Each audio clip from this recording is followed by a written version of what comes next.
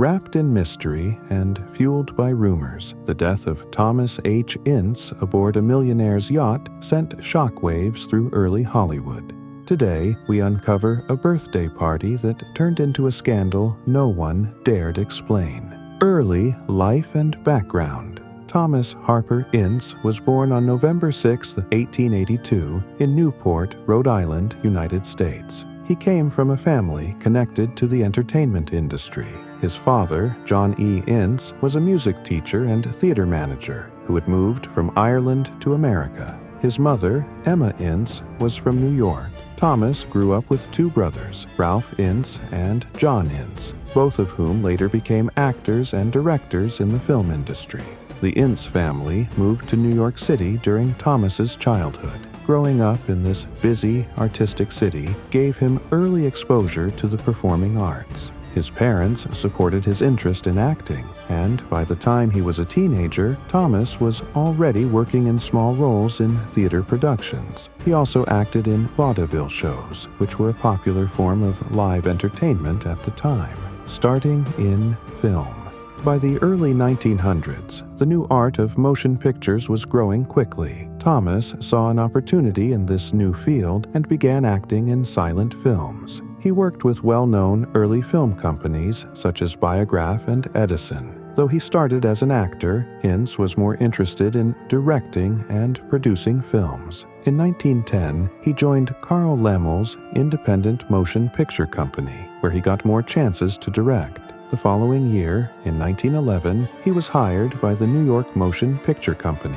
That same year, the company moved its film operations to California, where the weather allowed for year-round filming, creating Inceville and the studio system. In California, Ince quickly became known for his ability to organize and manage film productions. He helped build a studio near Santa Monica called Inceville, which became one of the first major film studios in the area. At Inceville, he introduced a new way of making movies. Before Ince, most films were made with little planning.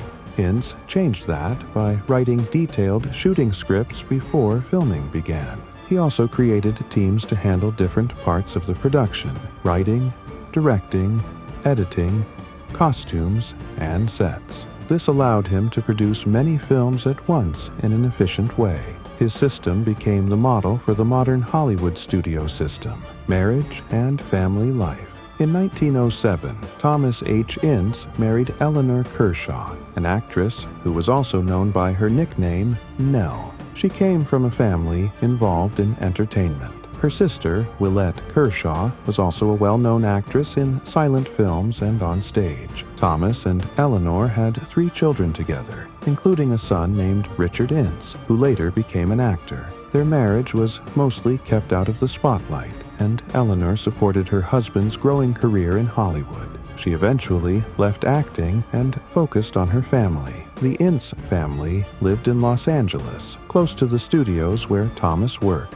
Eleanor's connections in the entertainment world helped Thomas form relationships with actors and industry figures. Their home became a place where actors, directors, and producers would gather for meetings, parties, and social events. This would later become important when high-profile Hollywood names entered Ince's personal and professional circle. Success in westerns and drama. Ince became especially famous for producing Western films. He often worked with actor William S. Hart, one of the first major Western stars in Hollywood. Together, they made a series of successful films that focused on strong characters, moral choices, and dramatic tension.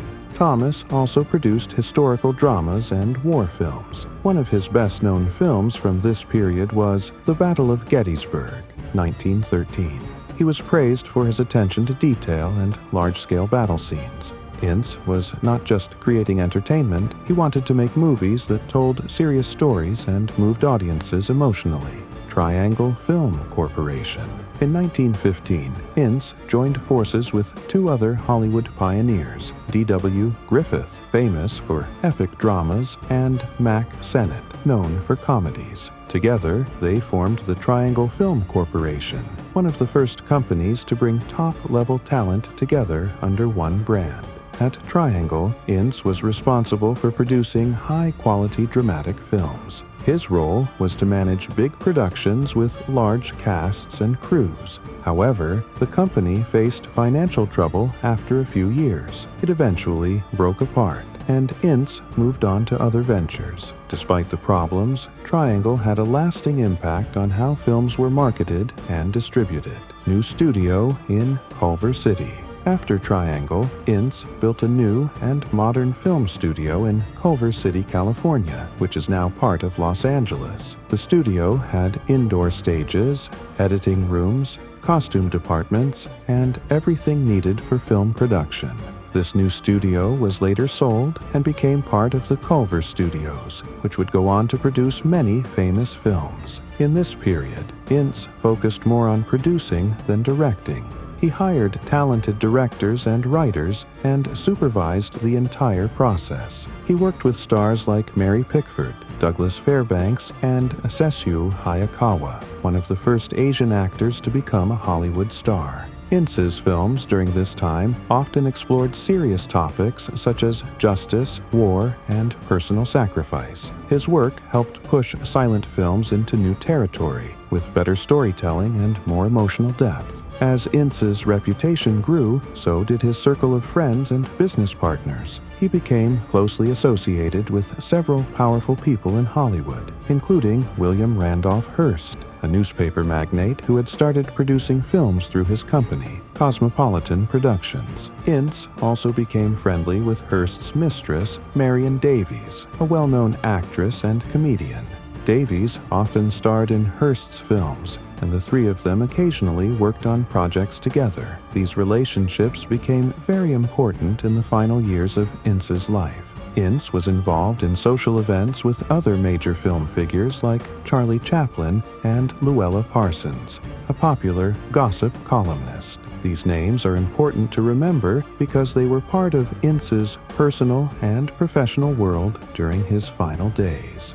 Thomas was known for being highly organized and professional. He believed that the film industry should be run like a business, with clear roles and schedules. He helped change how people viewed movies, not just as entertainment, but as a serious art form and profitable business. He produced over 800 films, most of them short, silent films. He helped create the role of the film producer as someone who oversees the entire filmmaking process. Many of his methods are still used in studios today. By the early 1920s, Thomas H. Ince had reached the height of his career. He was wealthy, respected, and considered a founding father of Hollywood filmmaking. He continued to work closely with major film companies, including Paramount and famous Players Lasky, producing films under his own name and with others. His life seemed to be at its peak. He had built a strong family, developed close ties with Hollywood's most powerful people, and left a permanent mark on the film industry. Death. In late 1924, Thomas Ince and William Randolph Hearst were discussing a business deal where Hearst's company, Cosmopolitan Productions, would rent Ince's film studio. On Saturday, November 15, 1924, Hearst visited Ince at his home, called Dias Dorados, located at 1051 Benedict Canyon Drive, and invited him on a weekend trip on his yacht, the Oneida. The cruise was meant to celebrate Ince's birthday and finalize their business deal. According to Ince's wife, Nell, Ince took a train to San Diego, where he joined the other guests the next morning. That Sunday night, the group celebrated his birthday with dinner, but afterward, Ince became very sick. He had indigestion, which may have been caused by eating salted almonds and drinking champagne, both of which he wasn't supposed to have because he had stomach ulcers. Aboard the yacht was Dr. Daniel Goodman, a licensed doctor who wasn't practicing at the time. He accompanied Ince by train to Del Mar, where another doctor and a nurse treated him at a hotel. Ince then called for his wife Nell and his own doctor, Dr. Ida Cowan Glasgow. His oldest son, William, came along as well. They all traveled back to Los Angeles by train. Ince died at his home a short time later. Dr. Glasgow signed the death certificate, listing the cause as angina pectoris, which is a type of chest pain from heart problems. Later, Ince's son William, who became a doctor himself, believed his father may have died from thrombosis, a blood clot. On Wednesday, November 19, 1924, the Los Angeles Times first printed a shocking headline saying, "Movie producer shot on Hearst yacht." But the story disappeared from later editions. A few days later, the paper said Ince died of heart disease and mentioned he had also been in a car accident 2 years earlier.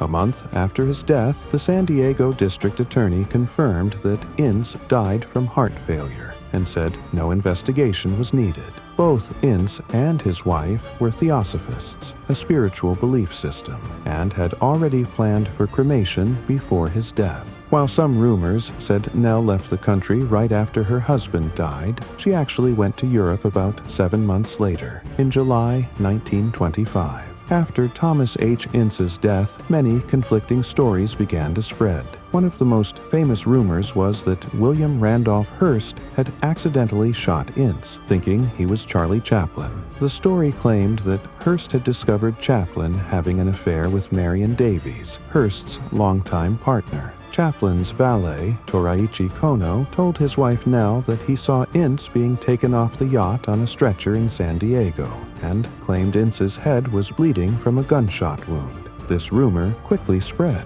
especially among Japanese workers in Beverly Hills. Charles Lederer, who was Marion Davies' nephew, later told Orson Welles, the iconic director of Citizen Kane, who then passed it on to Peter Bogdanovich, a famous film director. Bogdanovich later turned this chilling rumor into the 2001 film The Cat's Meow, based on the alleged events aboard the yacht. Eleanor Glynn, a writer who was reportedly on the yacht that weekend, told actress Eleanor Boardman that everyone on board had been told to keep quiet, hinting that something serious had happened, not just a natural death. Another person dragged into the rumors was Luella Parsons, a famous movie columnist who worked for Hearst. Some people believed she had been on the yacht during the incident and that Hearst gave her a lifetime job contract as hush money to stay quiet. But this claim doesn't match records. Parsons had already been working as the motion picture editor for Hearst's New York American since 1923, and her contract was signed a year before Ince's death. Other stories said that Hearst gave Ince's widow, Nell, a trust fund and paid off the mortgage on their apartment building, the Chateau Élysée. But in reality, Nell was already wealthy, and she had built and owned the chateau herself on land that used to be part of the Ince estate. But in the end, these stories were not backed by solid evidence and were just dismissed as rumors. Years later, Hearst denied all the rumors. In an interview, he said, "Not only am I innocent of this Ince murder, so is everybody else." Nell Ince also spoke out against the rumors. She said, "Do you think I would have done nothing if I even suspected that my husband had been the victim of foul play?" Despite all the denials, the mystery around Ince's death continued to grow and overshadowed his legacy as a film pioneer. After his death, his studio was sold, and his final movie, Enticement, a romance set in the French Alps, was released after his death in 1925. Funeral and burial. Thomas Ince's funeral took place soon after his death in November 1924. The Los Angeles Times reported that the casket was kept open for 1 hour, allowing friends, colleagues, and studio staff to come and pay their final respects. This decision was likely made in response to growing rumors of foul play surrounding his sudden death. Many who attended noted that there were no visible injuries or marks on Ince's body, which directly contradicted widespread claims that he had been shot. These eyewitness accounts helped ease some public suspicion at the time. On November 21, 1924, Ince was cremated at Hollywood Forever Cemetery, in accordance with his wishes. A month later, on December 24, 1924, his ashes were returned to his family, who reportedly scattered them at sea.